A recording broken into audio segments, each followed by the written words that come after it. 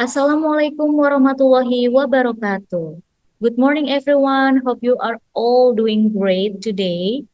I am Anissa Purwaning Sayekti from Master Degree in Teaching English as a Foreign Language at Indraprastha PGRI University. This video presentation is for my final term in academic speaking for scientific purposes, guided by Professor Masadi Said, MPD. Before we dive in, let me briefly outline what we'll cover today. First, introduction to EFL for young learner. Second, practical strategies and activities. Third, sample activities for different skills. Fourth, real-world examples. Fifth, challenges and solutions. And the last is conclusion. Okay, before we begin, let me show you a picture. Can you guess how are the students feeling? That's right. They are bored, tired, and unfocused in learning. This happens when lessons are not interesting. It's exactly the problem we want to avoid in our EFL class, isn't it? And today I'll show you how. Let's talk about Introduction to EFL for Young Learner. EFL stands for English as a Foreign Language, teaching English to non-native speakers focusing on children aged 5 up to 12 in countries where the English is not their first language. EFL students learn mainly in classroom with limited outside exposure, said Cameron 2001.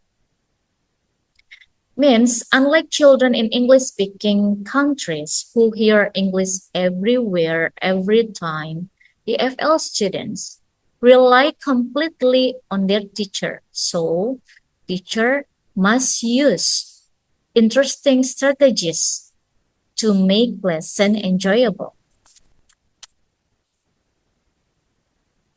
Now, why fun and engagement is so critical? Let me give you 3 key points. First, engagement boosts retention. When children enjoy learning, they remember better. Fun creates stronger memories. Second, fun and engaging lessons lead to better pronunciation, more vocabulary, and improve social skills. The last, risk of boring lesson. Boring lessons cause children to misbehave, forget content, and lasting dislike of English. Next, I'll share some practical strategies and activities that you can implement immediately in your classroom. First, gamification, like bingo games. It can help you to teach vocabulary and grammar in fun and competitive way. Second, technology integration.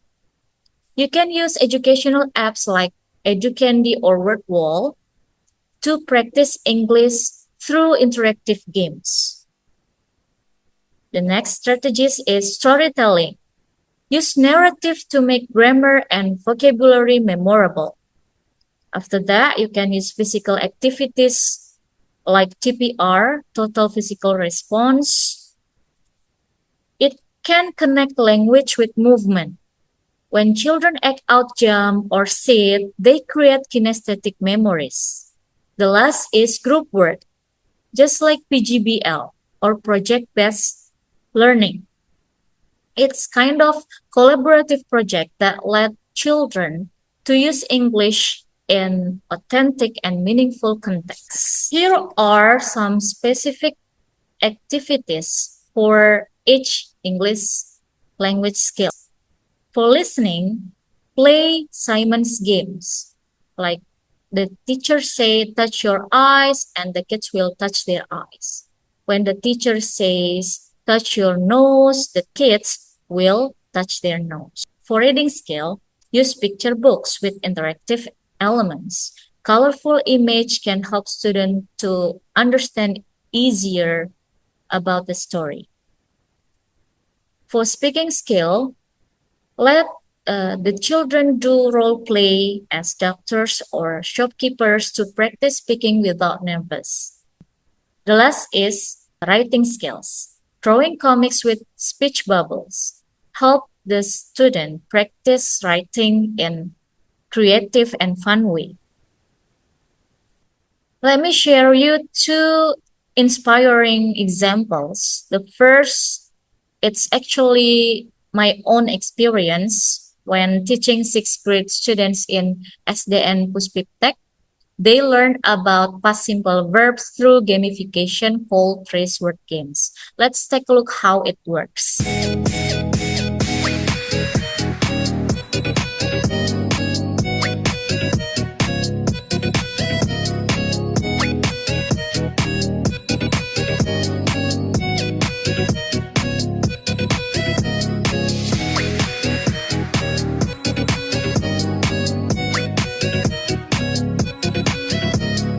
From the video, we can see that the competition and movement keep the students engaged and help struggling students improve. Another real-world example, virtual reality classes in Japan for immersive practice.